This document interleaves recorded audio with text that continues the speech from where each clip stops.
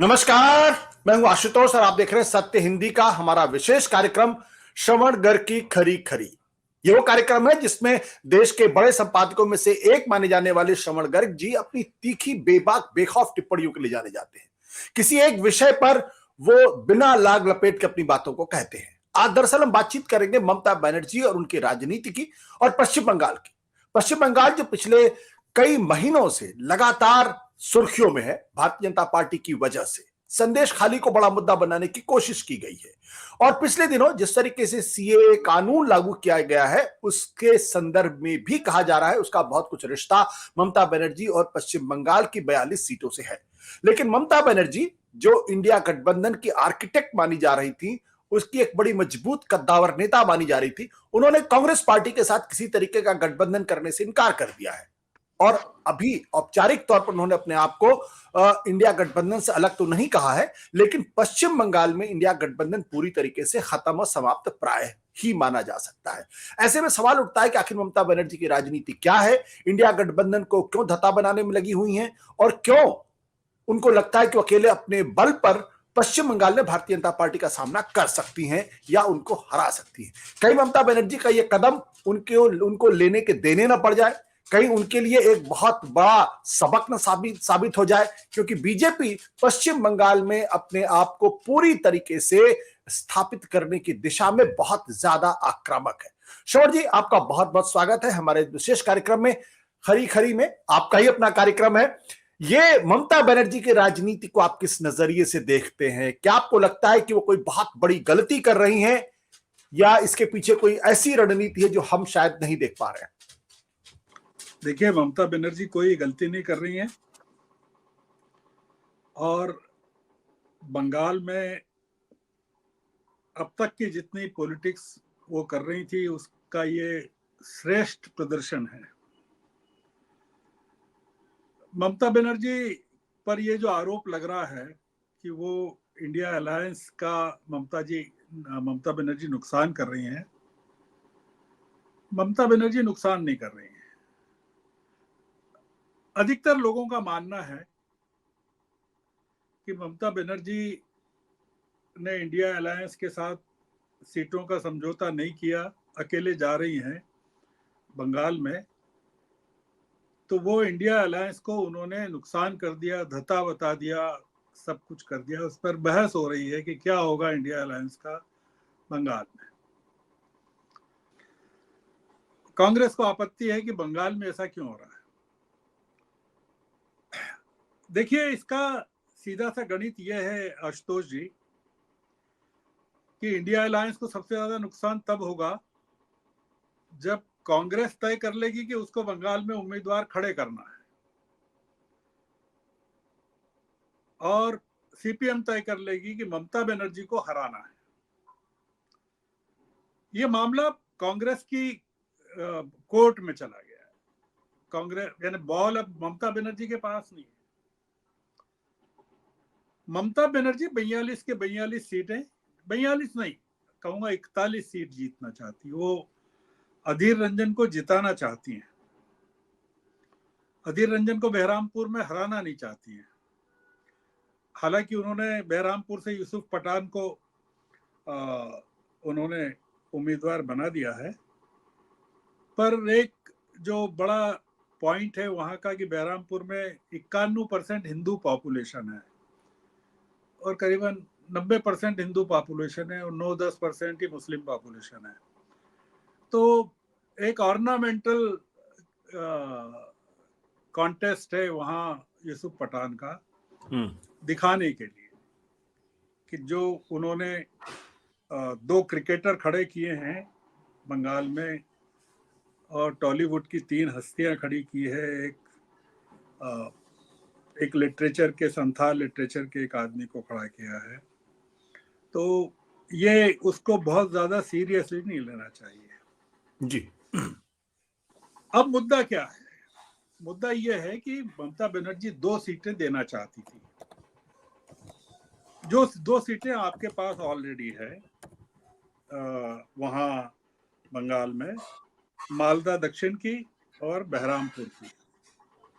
मालदा दक्षिण में अबू हसन खान चौधरी 86 साल के हैं, कांग्रेस के जो सिटिंग एमपी हैं, और अधीर रंजन हैं जो इनके पास हैं बैरामपुर से, जी। वो भी 67 ईयर के हैं। वो कहती थी कि आपकी 2 सीटें हैं, आप ले लीजिए। अधीर रंजन ने ये पूरा का पूरा मामला बंगाल में ममता बनर्जी और कांग्रेस के बीच में खराब किया। ममता बनर्जी के खिलाफ जिस तरह की वो बातें करते रहे हैं, ममता बनर्जी के कई आर्गुमेंट्स हैं आशुतोष जी। उनमें एक बड़ा आर्गुमेंट बहुत जबरदस्त है कि विधानसभा के 2021 के जो चुनाव हुए थे, बहुत ही प्रेस्टिजियस इलेक्शन थे, जिसमें कांग्रेस ने सीपीएम के साथ और मुस्लिम जो ऑर्गेनाइजेशन है फुरफुरा पार्टी, उसके साथ मिलकर गठबंधन किया था और काफी जोर शोर से उसमें काम भी किया था। अधीर रंजन ने काफी पब्लिसिटी। उसका क्या रिजल्ट था? विधानसभा के चुनाव में कांग्रेस को 0 सीटें मिली थी और 44 की 44 सीटें वो हार गई थी कांग्रेस, और वोट शेयर जो था वो 9.32% डाउन हो गया था। मतलब कांग्रेस का वोट शेयर 2.93% रहा। उसी तरह सीपीएम 0 सीट मिली विधानसभा में, और उसका जो वोट शेयर था 15% से ज्यादा डाउन हो गया और 4% के करीब 4.73 वोट शेयर मिला, और सीटें 26 की 26 चली गई। अब आप बताइए कि 2019 के लोकसभा चुनाव का परफॉर्मेंस, कि जहां कांग्रेस को 2 सीटें मिलती है, विधानसभा का परफॉर्मेंस 2021 का जिसमें कांग्रेस को 0 सीट मिलती है जी, उसके आधार पर अधीर रंजन कितनी सीटें चाहते थे और ममता बनर्जी को क्या वो सीटें अधीर रंजन की नेतृत्व के भरोसे कांग्रेस को दे देना चाहिए। देखिए, बंगाल में बहुत सारी चीजें इस समय दांव पर लगी है। आपने भी कहा संदेश खाली का मुद्दा है। संदेश खाली में 54% के करीब मुस्लिम वोटर्स हैं, 54-55% के करीब मुस्लिम वोटर, और वहां संदेश खाली में भी जो बशीर घाट कॉन्स्टिट्यूएंसी में आता है, वहां हाजी नूरुल इस्लाम को ये कांग्रेस, ये इसमें टीएमसी ने खड़ा कर दिया है। जी। चुनौती अब बीजेपी के सामने है कि वो प्रधानमंत्री जाते हैं उस इलाके में, संदेश खाली की 22 महिलाओं से भी मिलते हैं, किसी और जगह मिलते, संदेश खाली नहीं गए, 24 परगना में कहीं मिलते हैं, कि अगर बीजेपी ने संदेश खाली को इतना बड़ा मुद्दा बनाया है तो संदेश बशीर घाट की सीट को जीत कर बताए। पहला तो मुद्दा ये है। दूसरा मुद्दा ये है कि कांग्रेस और सीपीएम को तय करना है कि वो उनको हराना किसको चाहती हैं। ममता बनर्जी को हराना चाहते हैं कि बीजेपी को हराना चाहते हैं? क्यों ऐसा क्यों सवाल पैदा हो रहा है? ममता बनर्जी तभी जीतेंगी जब वहां मुसलमानों के या 30% मुस्लिमों के वोट काटने के लिए बंगाल में कोई नहीं होगा। अब अगर कांग्रेस, अगर ऐसा माना जा रहा है कि मुस्लिम नाराज हैं, मान लीजिए, और या नाराज नहीं है ममता से, तो वो अगर कांग्रेस हो वहां तो वो सीपीएम हो तो वो उनके साथ जाना चाहेंगे, पहली बात। जी। दूसरी बात ये कि जो हिंदू 70% वोट है, वो संदेश खाली के कारण अगर ममता को एन ब्लॉक नहीं मिल रहा है या पिछले चुनाव की तरह नहीं मिल रहा है, और 2019 के चुनाव, 2021 के विधानसभा चुनाव की तरह नहीं मिल रहा है और लोकसभा की तरह मिल रहा है, और संदेश खाली उसमें पोलराइजेशन का काम कर रहा है कि मुस्लिम वोट तो ममता के साथ आना चाहता है पर कांग्रेस और सीपीएम रोक रहे हैं, और बीजेपी को पोलराइजेशन का पूरा लाभ मिले और हिंदू वोट एन ब्लॉक उसको मिल जाए। ऐसी स्थिति में पूरी भूमिका ये है कि कांग्रेस और सीपीएम ममता बनर्जी की वहां उम्मीदवार खड़े करके मदद करना चाहते हैं कि नुकसान पहुंचाना चाहते हैं। ये बड़ा मुद्दा है वहां, जो कि इस समय इतने तगड़े उम्मीदवार खड़े किए हैं। आपने देखा होगा कि ब्रिगेड मैदान में जो 5 घंटे का शो हुआ और रैंप पर ममता बनर्जी ने अपने एक एक कैंडिडेट को खड़ा किया और दिखाया, जुलूस निकाला, उनका प्रदर्शन किया। और इसमें आधे से ज्यादा कैंडिडेट जो हैं बहुत ही ताकतवर हैं और अभिषेक बनर्जी की पसंद के हैं।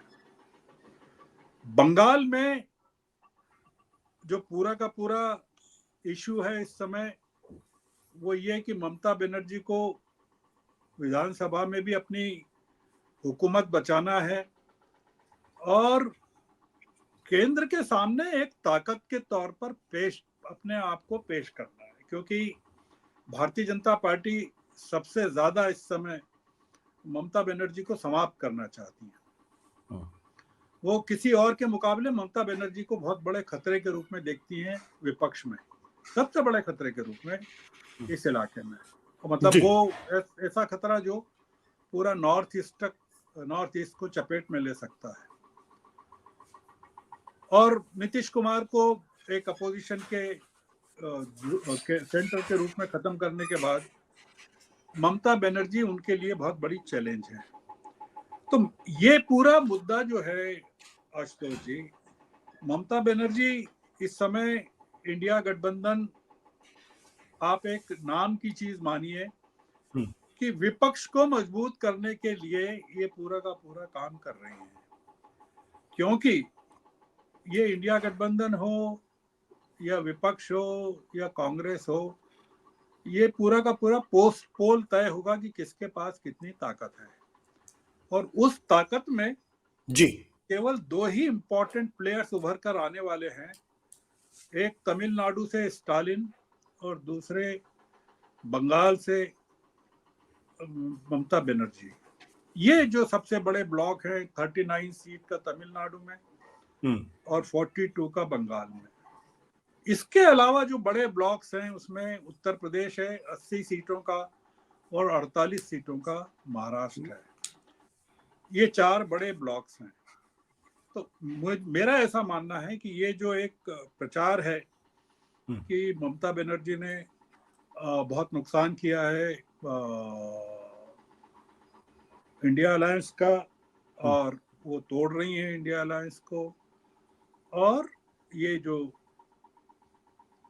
कांग्रेस उसमें सिंपैथी गेन करना चाहती है, कांग्रेस को कोई सिंपैथी मिलना नहीं चाहिए, कांग्रेस डिजर्व भी नहीं करती। ये अधीर रंजन का किया हुआ सारा, क्योंकि उनका आरोप ही यह है कि एक तो राहुल की यात्रा को लेकर उनको कॉन्फिडेंस में नहीं लिया गया और सीटों के बंटवारे को लेकर। जी बहुत बहुत शुक्रिया श्रवण जी पूरी जानकारी देने के लिए और इस तरीके से एक विश्लेषण सामने रखने का। Thank you sir. Thank you. सत्य हिंदी का ऐप डाउनलोड करें गूगल प्ले स्टोर पर।